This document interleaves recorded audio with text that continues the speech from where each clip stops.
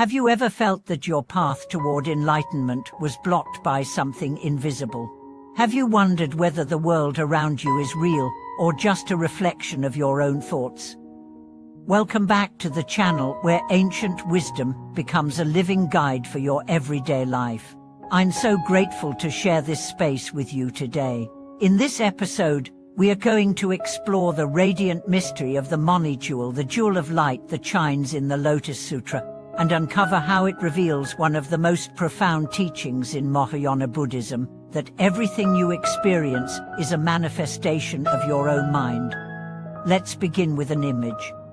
Imagine a jewel, smooth, luminous, nestled in the center of your being. It glows not because of external light, but because it contains its own brilliance. This jewel is not made of gold or crystal. It's not material. It's the mind itself.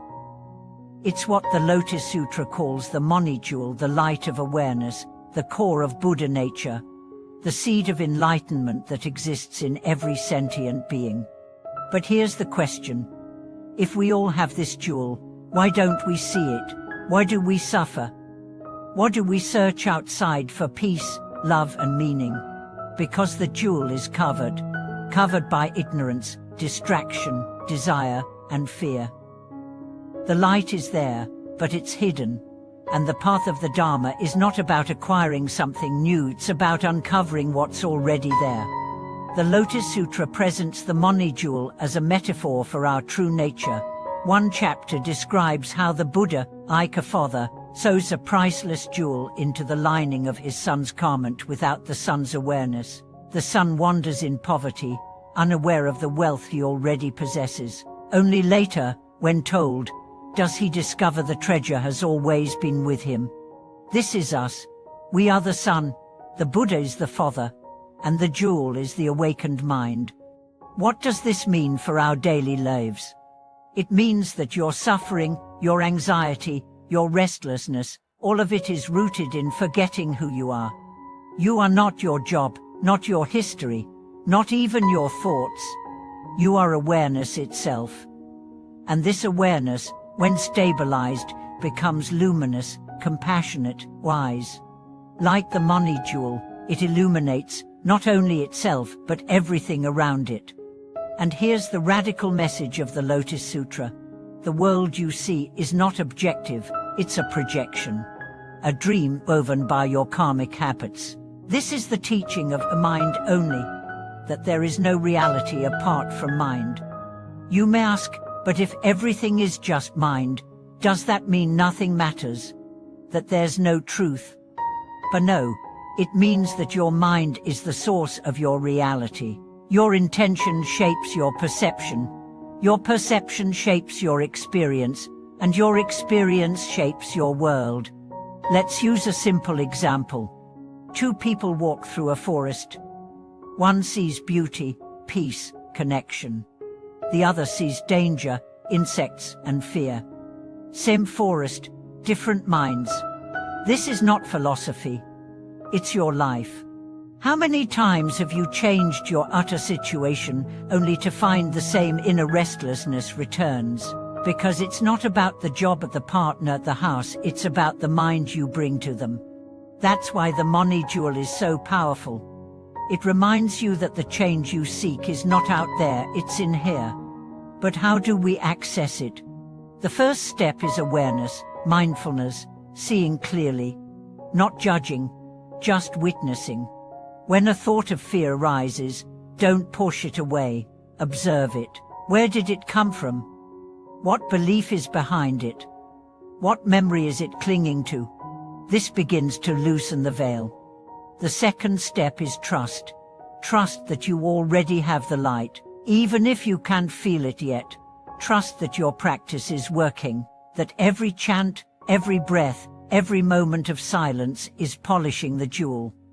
The third step is dedication. Not perfection, dedication. Returning again and again to the path, to your cushion, to your intention. Even when it feels dry, especially when it feels dry, that's when the real work happens. And the fourth step is compassion. Not just for others but for yourself. because uncovering the jewel is not always smooth. Sometimes you'll see things you don't like, old wounds, patterns, shadows, but they are not the enemy. They are the clouds around the jewel. When you meet them with love, they begin to dissolve. This is how the money jewel begins to shine. Now let's go deeper into what it means that the world is mind only. If the world is your mind, then every person you meet is a part of you. The difficult ones show you your anger. The joyful ones show you your joy. The needy ones show you your own longing. Nothing is outside you. Nothing is random. Everything is a message. And when you stop resisting the message, you start receiving the lesson. This changes everything. Suddenly, your enemy becomes your teacher. Your breakup becomes your initiation. Your illness becomes your awakening. Not because you wanted it, but because you were ready to see it differently. And this shift from resistance to acceptance is the moment the jewel starts to glow. Here's a practice you can try. Each morning, before the day begins, close your eyes and place your hands on your heart. Say silently, "Within me is a light that cannot be dimmed. Today, I choose to see with the eyes of the jewel." Then open your eyes, and for one moment, look at the world not as a battlefield, but as a mirror. Everything you see is you. This doesn't mean you blame yourself for suffering. It means you empower yourself to transform it. That's the real miracle, not controlling the outer world, but shifting your inner lens. As the Lotus Sutra teaches, the world of suffering is itself the pure land when viewed through the awakened mind. This is not poetic, it's practical. When you understand that your thoughts are painting your reality, you become more careful with your brush. You speak with more kindness. You act with more courage. You breathe with more reverence. And slowly, the jewel within begins to shine so brightly that it lights the path for others. That's the final gift of the money jewel. It's not just for you. It's for everyone who meets you. When you live from this light, you become a refuge. A friend once told me that during the darkest time of his life, a stranger smiled at him in a cafe. That smile stopped him from taking his own life. One smile, one light. You never know what your radiance can do.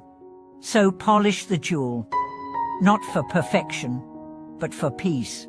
And if you ever doubt its presence, remember this. Even the darkest cave cannot extinguish a single flame. Even the heaviest karma cannot erase Buddha nature.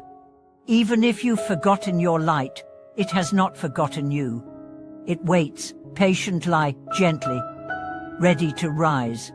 If this message stirred something in you, if you've had moments where you glimpsed the jewel through meditation, through heartbreak, through stillness, please share it in the comments. Your experience can be the mirror that helps someone else remember their own light.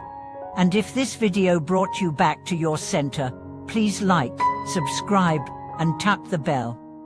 Let's build a sangha where the light in each heart reminds the world of its hidden brilliance. Thank you for watching this video. May the money jewel within you shine without fear, illuminating your path and the paths of all those you touch.